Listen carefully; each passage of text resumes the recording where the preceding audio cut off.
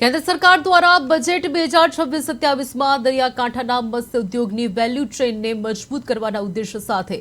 Executive economy zone અને હાઈસી વિસ્તારમાં ભારતીય જહાજો દ્વારા પકડાયેલી માછલીઓને ડ્યુટી ફ્રી બનાવી વિદેશી બંદરો પર ઉતરાણને નિકાસ તરીકે વિકસાવવાની જાહેરાત કરવામાં આવી છે, જેને અમરેલી જિલ્લાના જાફરાબાદ માછીમાર સમાજ દ્વારા આવકારવામાં આવ્યું છે। સાથે જ 2530 કરોડની યોજના આધારિત હસ્તક્ષેપો અને મચ્છીમારોને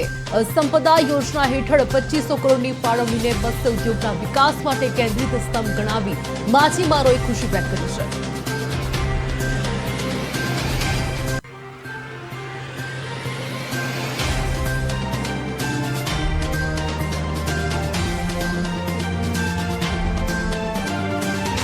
જાફરાબાદ કોળી સમાજ મોટો સંઘ પ્રમુખ હમીરભાઈ સોલંકી અમરેલી જિલ્લામાંથી વાત કરું છું। જે કાલે કેન્દ્રનું બજેટ સીતારામજીએ જે કાલે ફિશરમેન માટે જે બજેટ પસાર કર્યું તેમાં અમને ખુશીનો માહોલ છે, કારણ કે જે એક્સપોર્ટ ડ્યુટી ઝીરો કરી બીજા નંબરમાં ગવર્મેન્ટ સેન્ટ્રલ ગવર્મેન્ટ તરફથી ઘણી બધી અમને સવલતો આપવામાં આવે છે, જેને કે એન્જિનની, પછી આઈસ પ્લાન્ટમાં, ફિશ પ્લાન્ટમાં ઘણા બધી ગવર્મેન્ટની સ્કીમ છે। અને અમારું એક ગવર્મેન્ટને વિનંતી બી છે, ગુજરાત ગવર્મેન્ટ અને કેન્દ્ર ગવર્મેન્ટને, કે બંદરના વિકાસો માટે પણ થોડાક પૈસા ફાળવે ને ફાળવે જ છે। એટલે આવું જે